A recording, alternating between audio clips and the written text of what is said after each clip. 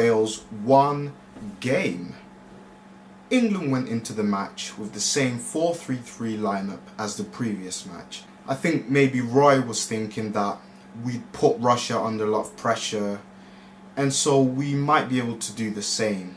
To me, I personally would have switched it up, but of course, I'm not the England manager, am I? During the first half, I think we played pretty well. We definitely put Wales under pressure. It's just we didn't capitalise on all the possession and all the control we had.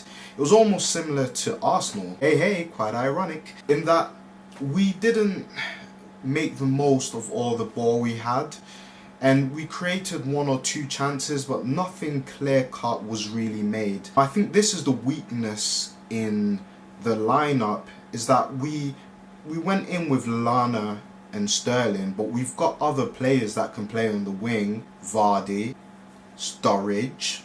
Those two are great options to have on the wing, and it would have been good to see at least one of them introduced from the beginning. But anyway, we started with Sterling, we started with Lallana, and we started with Kane again. Like I said, we were doing well in terms of dominating possession, but we weren't creating that many clear-cut chances. Sterling was quite wasteful though. I mean, he had a decent chance on around 6 minutes, and he really should have tucked it away.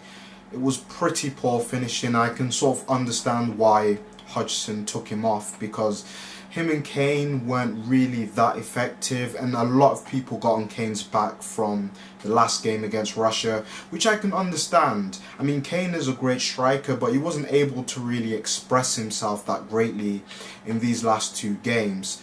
So, for all the possession we had, for all the play we had, Rooney concedes a foul in our own half. It was around 35 yards away from the goal, and so, you know, I was thinking, okay,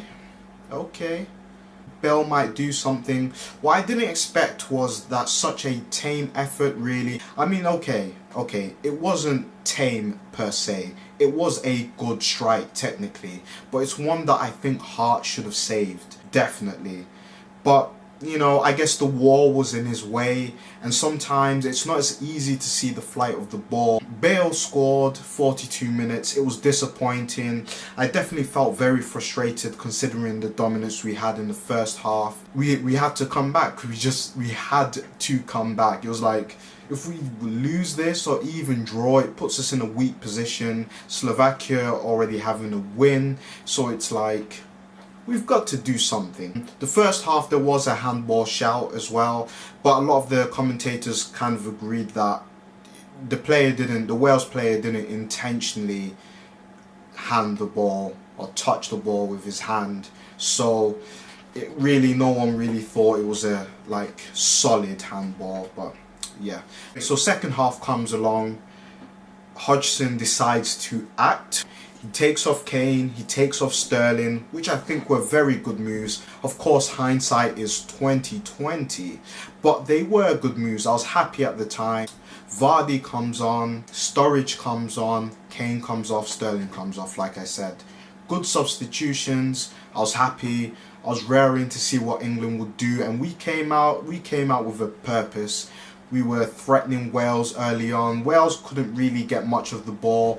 This was a theme that would be repeated throughout the second half. It was mainly England again dominating, and the substitution paid off. On the 55th minute, Vardy scored. It was a bit of a scramble in the box after Sturridge crossed the ball in, but I was very happy. Definitely not offside, let me just mention. The ball came off Williams last. Definitely not an offside goal. Very happy. 55 minutes with Vardy, and hey, might be our new striker, Arsenal fans. What do you think? Leave your comment below if you think Vardy is definitely going to come, or if, like me, you're a bit